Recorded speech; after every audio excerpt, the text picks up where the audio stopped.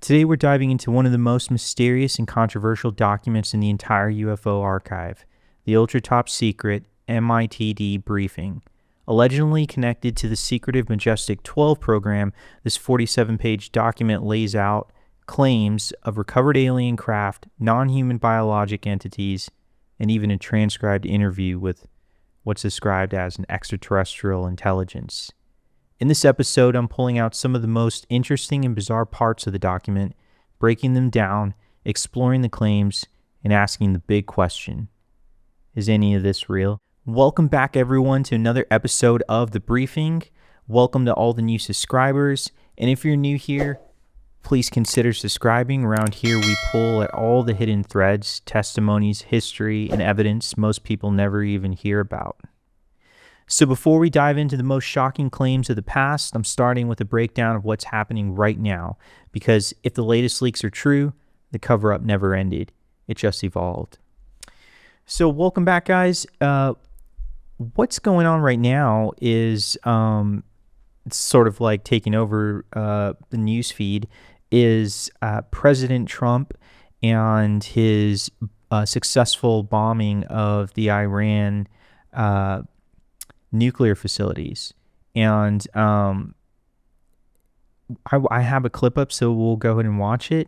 And it kind of, the reason why I brought this up is because it kind of leads into something that happened this week that was pretty interesting to me, and we'll go through that. But let's check out this clip here.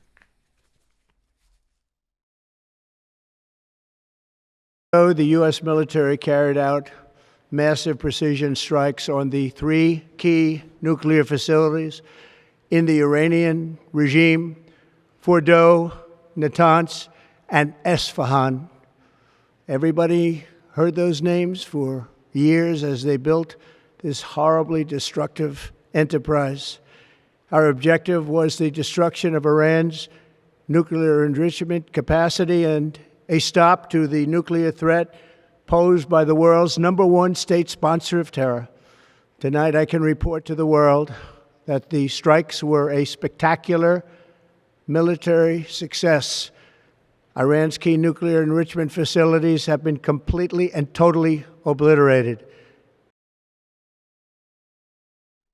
Yeah, and the news is changing so fast. By the time this video comes out, there'll be so much more news on this. And I wanted to bring this up because this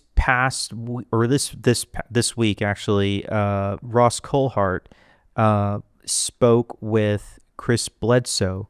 And I thought this was really interesting. If people who don't know Chris Bledsoe, he is a gentleman who was going through a hard time in his life, and he prayed, and his prayers were answered by what he calls angelic beings from the sky who came, and he's able to summon them up, summon orbs up, and he's in contact with these angelic beings. And he wrote this book right here called UFO of God, The Extraordinary True Story of Chris Bledsoe. He's a really fascinating guy. But he sat down with Ross Coulthart. I have a clip right here, and he said something really interesting about what was happening with those drones this past year. So let's check this out. Let me cue this up here. When you see Iran and Israel exchanging missiles, and I saw it, the way she tells me is a vision of, I see it like a living picture screen. I could see the rockets flying. Then all of a sudden, orbs appeared out of the ocean and everywhere. And I told the government, if this happens, the orbs are going to appear and wake people up and stop it. That's what she told me. December, November, Iran was firing rockets into Israel. Orbs appeared everywhere. The military freaked and set up drones to muddy the water. So you think that's a cover-up? I must confess, 100%. We did 2 specials on News Nation about those supposed drones. They were ours. There were I know some for of ours. sure they were ours. I'm pretty sure some were ours, but there were definitely. I spoke to somebody this morning, a police officer in New Jersey. Right. And he said, I don't believe the government when it says these are just confused, people are just confused, they saw aircraft. So that I don't know if you guys believe him. I really believe him. He seems really sincere, but yeah, this is what it's been popping up on the newsfeed this week of what he was saying. So and who he was referring to is this being that he's in communication with, who told him this information that if I guess if we go down this path of war, then they're going to show up and make themselves known, so that we can see them. And now with the news that just happened today, it'd be very interesting to see what happens next, really. And so also another interesting piece is this Congressman Eric Burleson and Dr. Greer and Danny Sheehan were being briefed on the Bugosphere. So this happened this week. So they had this hearing, and the farmer actually came up and told a story about him recovering the Bugosphere, and so it's pretty interesting. Now it's kind of like gaining traction. We've been talking about it since I started this, and Dr. Greer had this that just popped up. So let's check this out. Hello everyone, this is Dr. Stephen Greer. I'm in Mexico City. As many of you know, we've been examining the Bugosphere for the last 2 days with Congressman Burleson and a group of scientists. We've just been notified by Jaime Mason that there was an attempt by fake policemen to enter the vault where this Bugosphere is stored, and we have notified security and the apparatus I'm working with under law enforcement. And you should know that the other risk here is that we have taken specific samples from the Bugosphere that will be tested in a state-of-the-art lab to prove whether or not the metal, as well as some of the other components, are of Earth or outer space origin. Those scientists' information have been provided to the top law enforcement and security apparatus that I'm working with, and so any sort of attempts to interfere with this examination will be known, and the people and perpetrators will be held to account for. So this is what I wanted people to know, and we're doing everything to set up security for this. Thank you. Hello everyone. So that's pretty interesting. Right now it's gaining traction, and there are people who are trying to actually take possession of it. So yeah, and so it's getting really interesting to follow this. Supposedly now they found that there's unclassified metal, and there's all this other weird stuff that goes along with this. So I'll keep continuing to cover this, the Bugosphere. The other thing that was going on is this: Jeremy Corbell and George Knapp released footage of large disc-shaped UFO navigating through the clouds. The object was recorded using thermographic FLIR by the U.S. Air Force, November 2020. So here's the video. Let's check it out.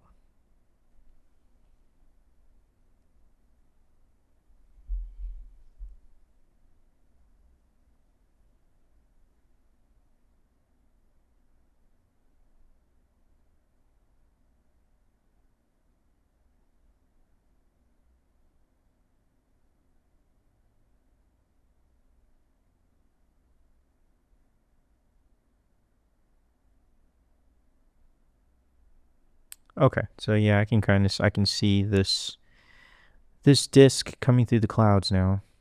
And again, he was saying, okay, yeah, so this is not like video footage, but it's like weapon footage from the FLIR, right? Because it's not a camera, it's like weapon for weapons to detect objects. So it is pretty interesting. I mean, yeah, and then they show different versions. I think like, okay, increased contrast so we could see it better. I don't know what to make of it, but it is pretty cool. Here we go again. Here's some photos. And then Jeremy Corbell was on NBC. Let's take a look at the clip here.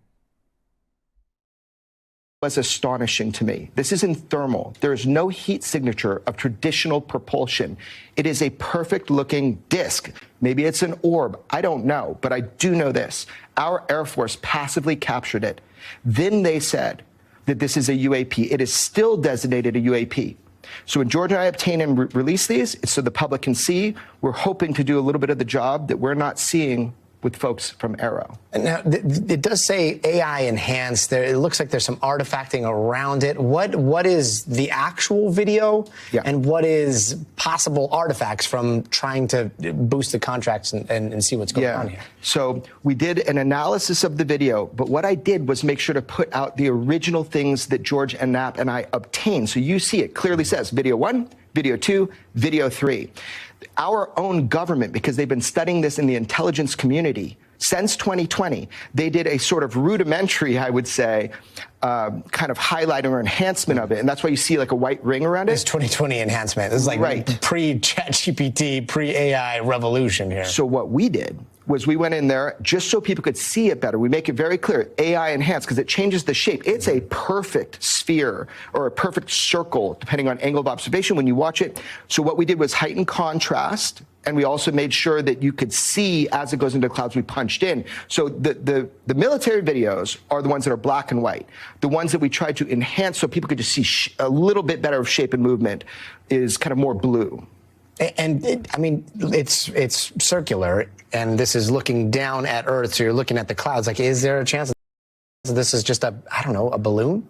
Right. So if you look at the movement and you look at wind, and this is why we put it out to the detectives online, but our military doesn't think so. Our military called it a disk. Our intelligence community has been at this since 2020. Now, look, when assets like this get out to journalists like me and George, we're not experts at this, but we know and can report that our military calls this UAP, like every piece of footage we've put out. It's fascinating, man. And I think this rides on a much bigger and more important topic, which is that there are whistleblowers, and there are 3 who have confirmed to me, firsthand whistleblowers, that they will testify under oath publicly at Congress. Congress needs to respond to this video.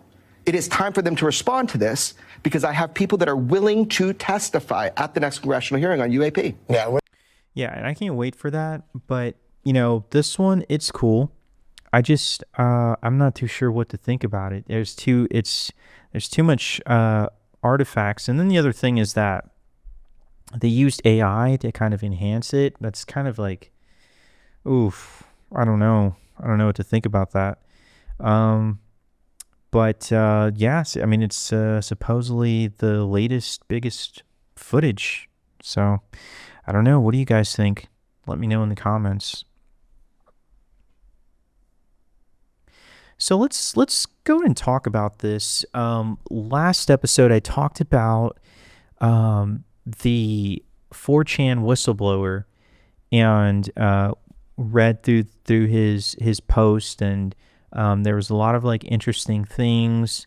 Some of the stuff that when I go back and reread it, there's some of that news coming out, and I'm not sure what to make of it. I do think that the original poster, it seems as if he doesn't know too much. It seems like the scientists just still don't know too much about what this phenomenon is, and that is kind of a scarier thing to think about. And this document popped up on Twitter a few months ago and was circulating for a little bit, and I found it super fascinating. But it's an old document, and I did a little digging and found that it was leaked to Linda Moulton Howe. And on her site, Earth Files, she has the story here. So it's the ultra top secret document. A 47-page document dated January 8th, 1989, leaked to and distributed by Heather Wade. She's a host of Midnight in the Desert. And I think that's a radio show. I looked it up. And on June 13th, 2017, so titled Assessment of the Situation, Statement of Position on Unidentified Flying Objects from Defense Intelligence Agency. Okay. So June 15, 2017, Albuquerque, New Mexico. Heather Wade, host of Midnight in the Desert, says she received a 47 pages of a leaked Defense Intelligence Agency document dated January 8th, 89, from two alleged retired military sources. Heather says she knows the two men, will protect their anonymity, but wants a document content shared for all to read and analyze. Here's the email I received with a document link, including the hot link. Well, so, and Linda goes into this, and I'm doing more digging on this, and we'll get to the document here in a moment. And then I find, more stuff on it. People are talking about how impressive the document, whose authenticity is still being expressed by dozens of investigators, journalists, ufologists, and scientists to prove its truthfulness, concerns a file secret leaked by a famous Majestic 12 and described a series of extraterrestrial encounters that took place with the staffs of American President Eisenhower since 1954 to establish with them diplomatic relations. So that's kind of been like the lure, right? Like at some point in the past, we made like a deal. All of this was born after the first experiment of scientist Nikola Tesla, who at the end of his 19th century sent messages into space. The document under analysis consists 47 pages, appears to be bare original names, brands, styles, content, also affirmed by a famous ufologist, Linda Moulton Howe. And here's the fascinating thing, if we could just skip down here. The text refers to 4 races of biological entities: Earth-like humanoids, several variations more or less like us. Most of them are friendly and represent most of our EBE contacts. Most have high degree of psychic ability, and everyone uses science and engineering at a very advanced level. Then there's the small humanoids, grays.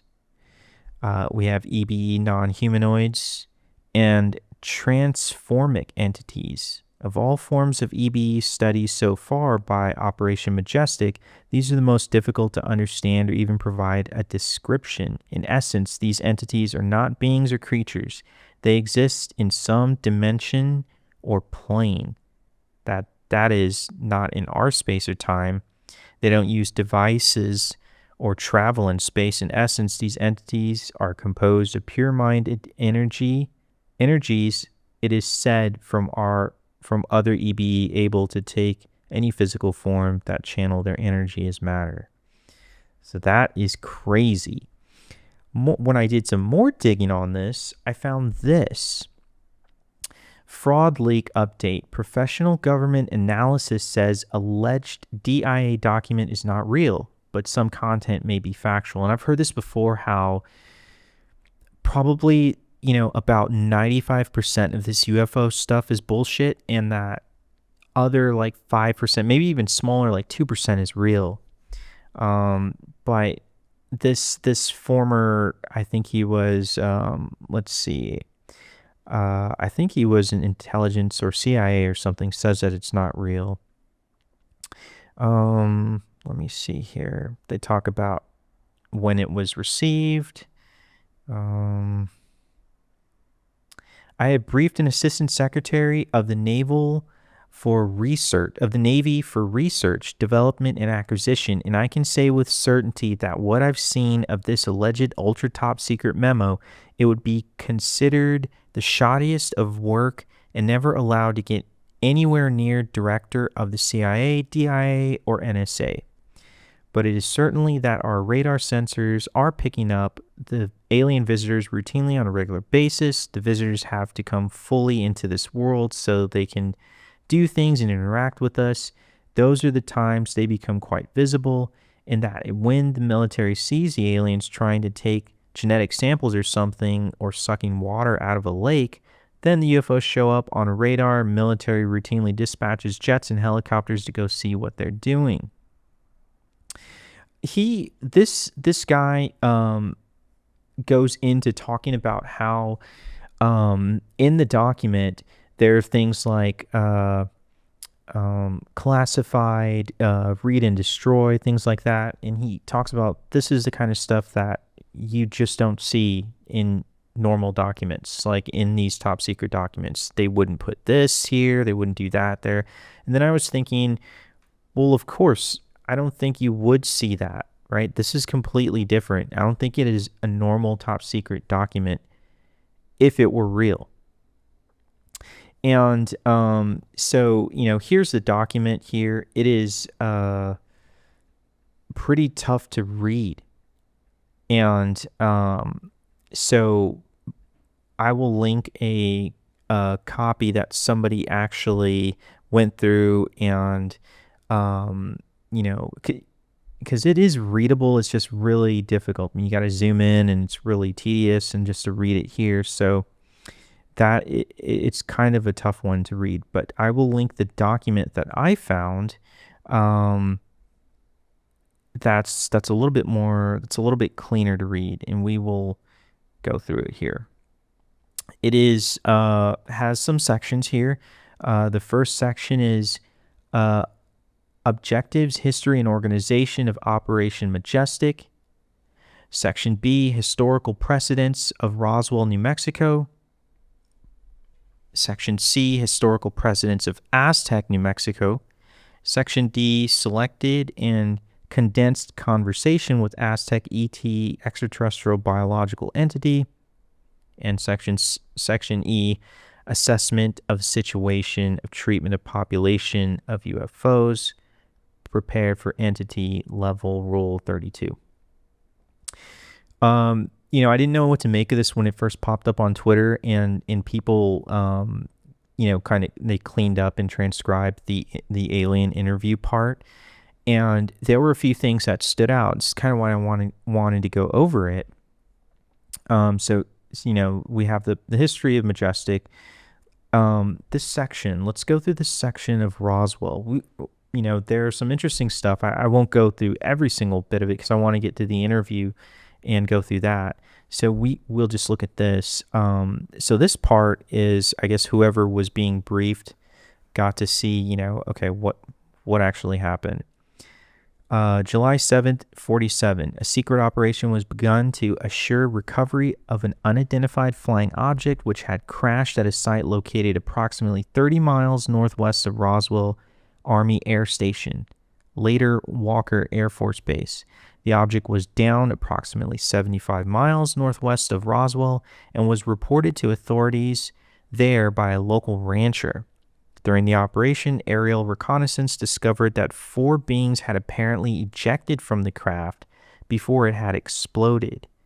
These beings had fallen to Earth about half a mile away from the crash site.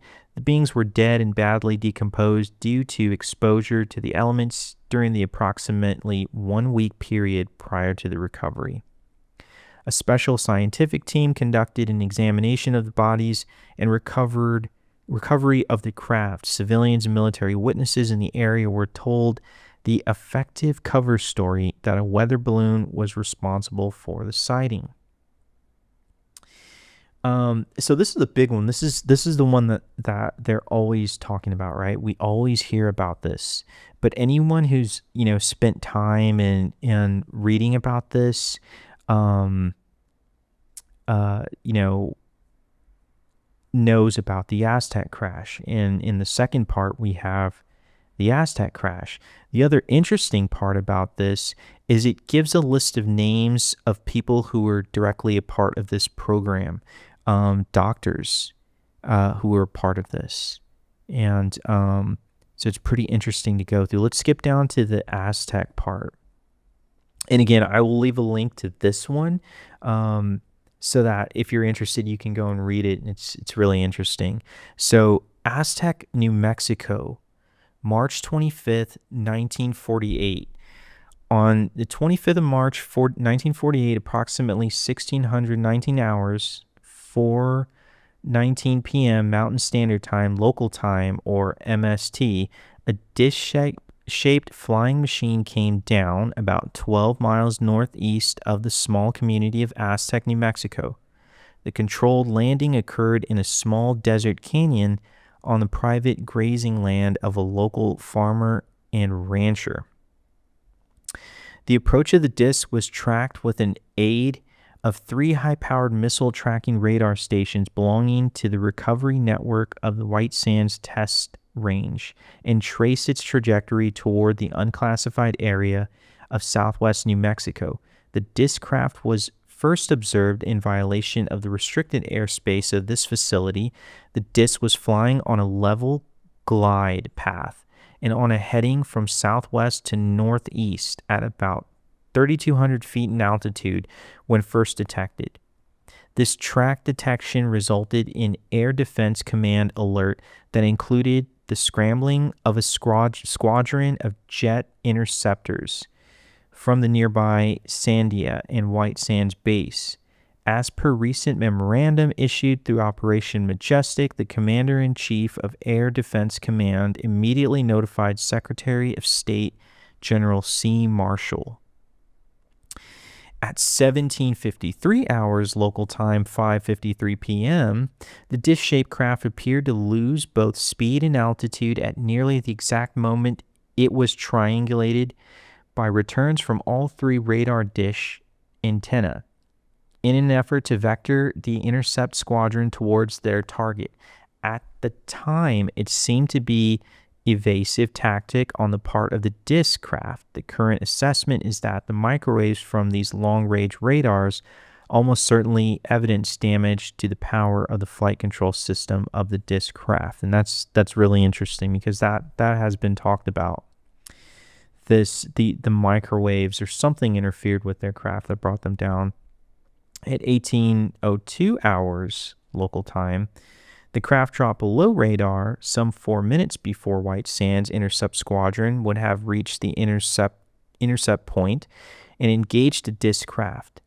Estimates later indicate the disc craft landed at approximately 1619 hours local time. The exact position of the landing zone was detected within minutes by calculation of the front radar triangulated tracks and confirmed by visual flyover interceptors from the White Sand base. The LZ was at the bottom of Hart Canyon, a dry wash area about 12.2 miles northeast of Aztec, New Mexico, at 2.3 miles northwest of the Caw Creek Bend in Animas River. This was on private land about 1.7 miles north of State Highway and nearly half a mile west of unpaved county road to the south. Let's go on a little bit more. At 18:26 local time, 6:25 p.m.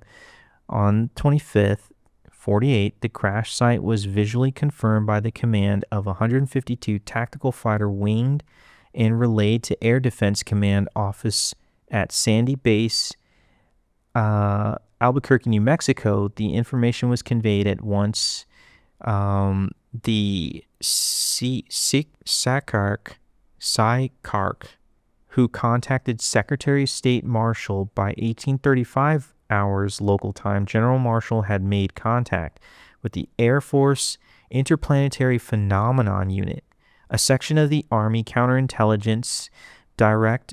The IPU was stationed in support out of nearby Camp Halley, Colorado, and was the closest group to secure, retrieve, transport, and store disabled disc craft. This action was entirely correct in the interval before a Majestic operation could be activated in preparation of IPU group while awaiting MagCorp crew saved valuable time. So it goes on in detail about this craft. And let's see. And it lists more people, doctors attached to this, right?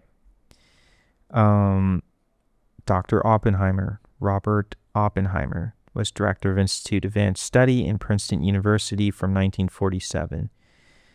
After a distinguished period of service during the war as head of the Los Alamos Atomic Bomb Project, also as a chairman of General Advisory Committee of the Atomic Energy Commission.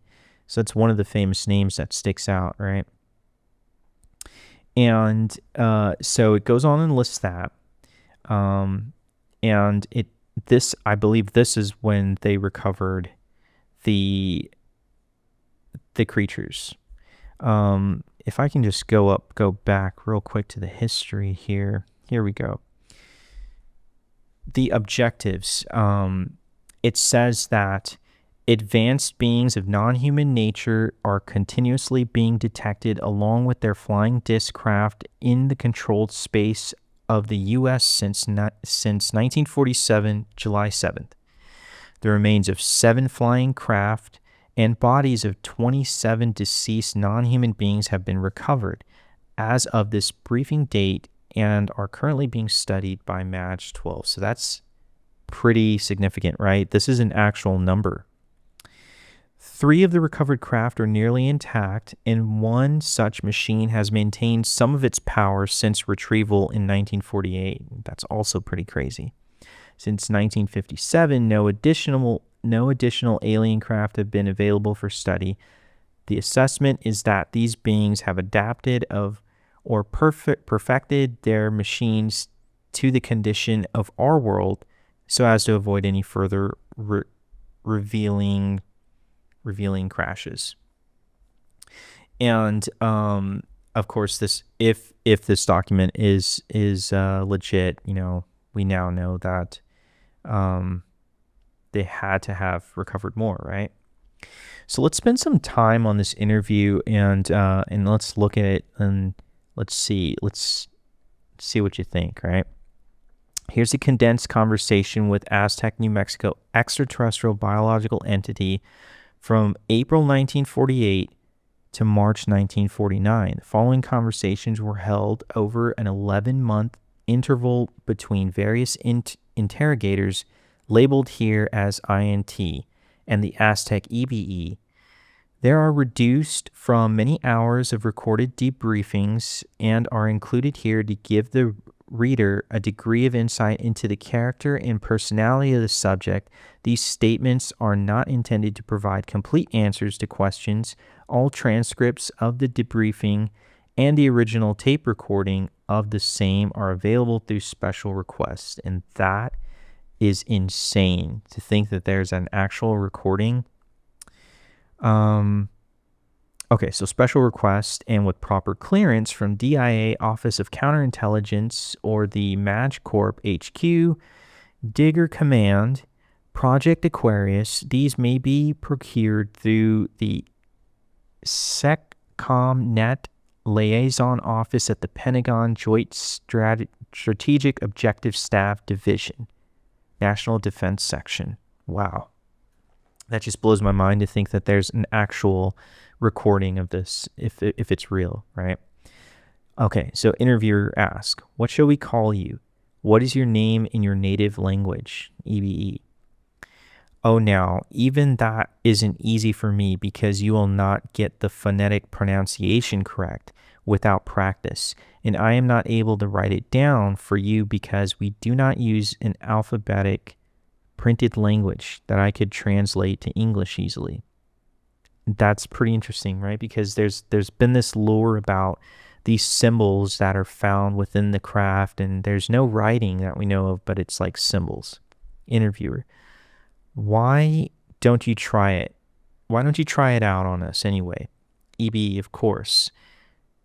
Setamus or Setmus or Sectamus will do. That is the first of the 4 names I am known by in our written language. This would be shown by a single graphic symbol that would explain my entire lineage. The interviewer, why is your written language so different from ours? And then he responds, why is yours so different from Egyptians or 30 centuries ago? Forgive me, but that is not a simple problem. The group I belong to gave up any identification with one planet or its culture before your people learned to make fire. There were thousands of languages, both oral and written, in our many civilizations. It became important to use symbols to represent whole words and even concepts that all of us held in common. Soon your culture will do the same with public signboards at first. Travel and intercommunication of many people will always cause this to happen. And he asks, why are you here? Specifically to bring you these children, and we like trees. The thing about symbols is super fascinating, because when we think about ancient Egypt, that's what we see, right? We see a lot of symbols, and a lot of these symbols can represent one idea or one word. So it's super fascinating. If it's a forgery or if it's a fake, somebody had to do a lot of research and a lot of thinking, right, to include that. Interviewer, he says, why would you mind expanding on that? Because we like trees. Certainly. In what direction? You see, we would hate to see you blow up such a pretty little planet to ruin so many nice trees. If you only knew how hard it is to make a tree from scratch. People are easy. They follow naturally, but not without trees, of course. Green things must be respected above all else except children, and are very much alike. Interview, what are your intentions of your government by sending you here? Who sent you and why? If this isn't the first time, evidenced by your familiarity with English, why haven't there been official contacts made? EB sighs, in reverse order, what? And be strung up from one of those beautiful trees. Why? Because you sent us an invitation we could not resist. For our own curiosity, as well as safety, we sent ourselves, or I volunteered. Take your pick. And we have no government. We outlived it, or rather, we outgrew it. I suppose you cannot outlaw a thing without laws, and those require governments, do they not? Interviewer says, I don't understand. I know that. Try laughing. You still will not understand, but you will feel better about your ignorance. But that's not good enough. Make me understand. It will have to suffice. One cannot teach until a student wants to learn. How good do you want us to be? I will not harm you. We will not harm you or interfere any more than you want us to. We are only here to offer what you ask for in a manner we know you will accept. And you did ask us to come and visit. When? Who sent for you? Who invited you? Almost 50 of your years ago, you sent us a signal. You were looking for us, and you scared us with a signal you should not have been capable of sending. So we answered, but you didn't understand our answer then, just as you don't now. We do our best to please others. When you didn't respond to our message to you, you did not come for a visit. We felt that we really ought to stop by and see how you were doing. It's been a long time, and it's the neighborly thing to do, of course. Besides, it was right on the way to another destination. Your world, I mean. He writes, you've been here before. I know. We were surprised that you had forgotten us. I don't see how we could have forgotten you. Are you serious?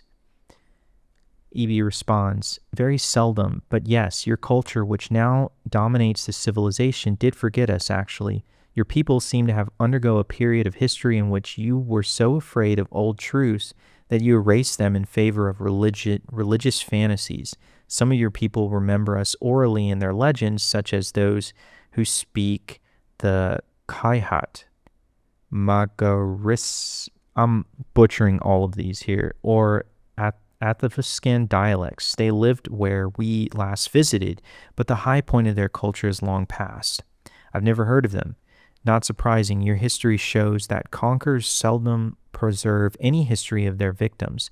I speak of the natives in the landmass, those called Indians, mostly on your eastern and southern borders, and in a ribbon of land that connects yours to southern continent. Navajo, Aztec, Inca, Olmec, and Toltec cultures, they were all greater than your own civilization at a time when you were burning witches and killing their cats, which brought a plague that killed millions of ancestors. Of course, you drove them out and destroyed them with the venereal diseases and smallpox, those you didn't slaughter for their gold. Oh, and your social pundits speculate and joke about why we don't land in front of your nation's Capitol building and shake hands. We are different, not insane. But we have changed. Western civilization is now the leader in the world for freedom and humanity. He responds, 2 things first. We believe that, or we wouldn't be here now. Also, tell that to the millions of Hebrews your Western civilization has destroyed in the past decade, or the millions of Negro families whose sons died to stop the madman Hitler, but who do not plumbing in their homes as we speak. Do not have plumbing in their homes as we speak. Yes, you make progress. These hopeful for you, but emotional. You are very different from us, not primitive. The label would be purge, egotism, or on other parts, but you are very different and frightening to us. We try to learn, overcome those differences before your runaway technology thrusts you upon us without choice. He writes, he responds, we have no space travel capability. How could we warn you? In our terms, you are very close to that point. Do you have small children? Yes. Well, they will grow up in a world where space travel is taken for granted, and before they make you a grandfather, Earthmen will be in space. Okay. Then he responds, all right, so you have been visiting us for some time. I have no choice but to accept that, even though I'd love to some proof, but you still didn't tell me who sent you from Earth that brought you back here. Let me just get to this page here because I want to respond to something. He writes, funny you should connect those 2 subjects. If you dig in a place, I will show you on a world map, you will find your proof. Unfortunately, I am now in the wrong country for this, but others of my people will instruct the proper government to dig there. If you do not mind, you see, in a remote part of the nation you call Yugoslavia, we visited and helped the people there to build very advanced culture over 7,000 years ago. It will be found, but there is a beautiful mystery in the fact that the person who sent us your first message 49 years ago, 1899, did come from this nation originally. The transmission was sent from a near here, however, in the state you call Colorado. Can you tell us the name? Are there any other proofs of your earlier visits? What I wanted to respond about that he keeps bringing up this thing about trees, and I looked on this about trees, and then I had saw this on Reddit, and I thought this was super interesting when I saw this meme, right? In the entire universe, wood is more rare and valuable than diamonds. Then I found this. Wood, the rarest material in the universe that exists only on Earth. And it just goes on to talk about how, it's complicated, right? It takes sunlight, water, atmosphere, photosynthesis. And it makes me think about that, why he keeps bringing this thing up about trees. And what's so special about trees, right? Can you tell us the name? Okay. The EB responds, thousands of proof. If you look around, the scientist I spoke of was an electrical researcher named Nikola Tesla. You were old enough to have heard of him when he was still alive. I just thought of a good puzzle for some of you to solve on an island you named the Isle of Pines. In your Pacific Ocean, you will find what is left, a concrete landing platform we built there on 115 of your centuries ago. You cannot miss finding that since the footing we put down still covers many acres. Look for those if you would like. No culture on your planet could have built them at that time. It would be fun for me if you ever locate them, because my grandfather helped to pour the mortar for them. He responds, what? How long to your people live? Or how long to your people live? Somewhat too long. I think at times we have built up an age somewhat. It would vary, but I was alive when your whole continent was practically a question mark on a sea chart. What about these babies we found with you? Are they human? What are we supposed to do with them? He says, raise them, of course. I would have done certainly. They are human, perhaps more so depending on whose definition we use. You are too far away from understanding the whole science of bioengineering yet. For this is too sensible, but just accept that we have sown seed of a rich harvest for your culture and will continue. They are only children, no monsters, but raise them well, please, because the care of children is one of few things we do not laugh about. And there's something that really sticks out here. He puts, you are too far away from understanding the whole science of bioengineering. At some point, we have to cover this. I think he was a microscope bioengineer, or some scientist, another whistleblower that came out on Reddit, who goes into crazy detail about this. He supposedly studied some of the biologics, and it's truly interesting. At some point, we got to go through it. The interviewer says, I remember this man Tesla you spoke of. He died during the war in 1943, but I never heard that he tried to contact other worlds.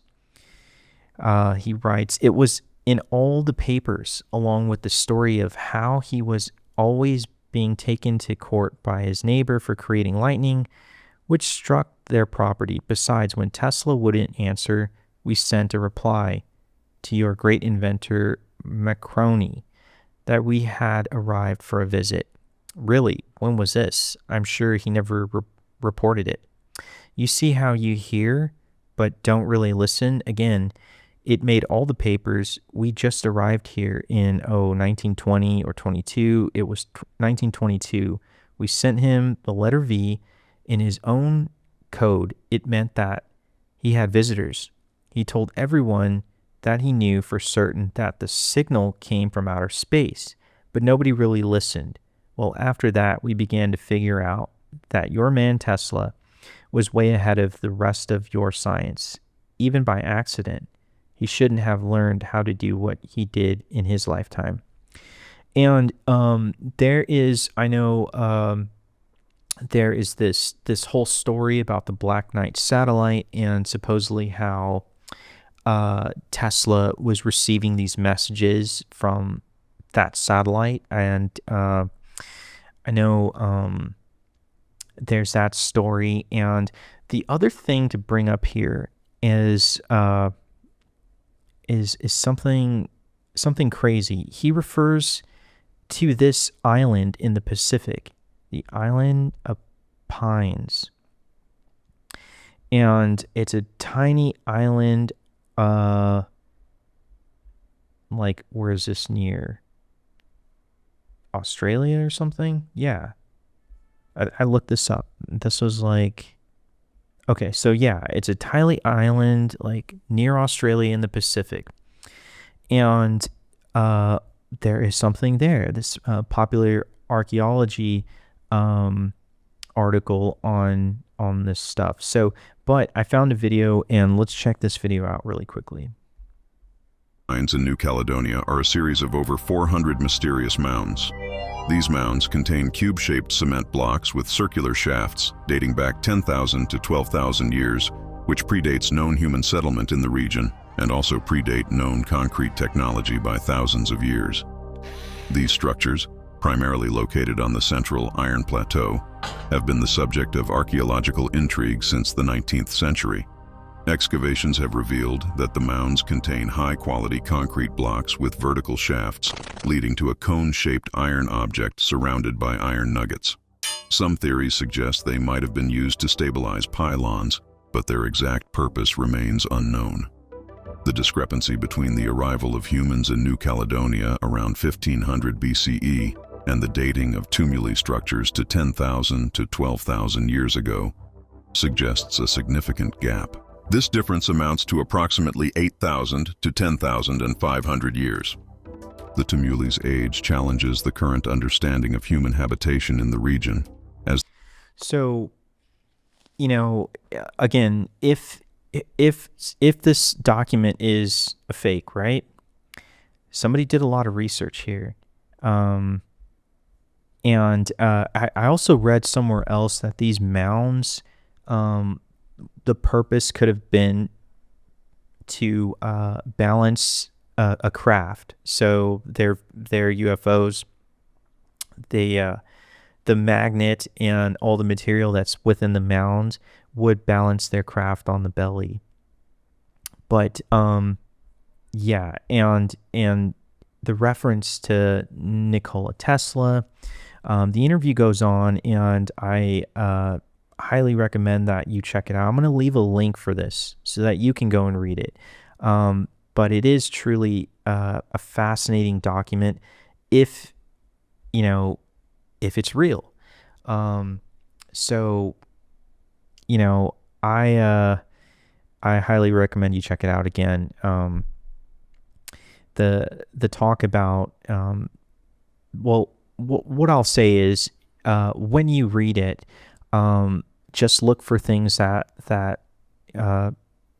you can kind of make connections to. And that's the only thing I could say, because, if it's truly a fake, I mean, somebody did a good job doing a lot of research, A document filled with strange details, impossible technology, and a glimpse of a history that doesn't line up with the one we're told. It paints a picture of contact, not just recently, but stretching back across time to cultures, myths, and civilizations long forgotten. Now the question is yours. Do you believe it? Could this be the hidden truth behind the UFO phenomenon? Or just another elaborate fabrication? What makes sense to you? And what doesn't? I'll leave you with that to sit with. Thanks for tuning in. Until next time, keep asking the questions that others are afraid to.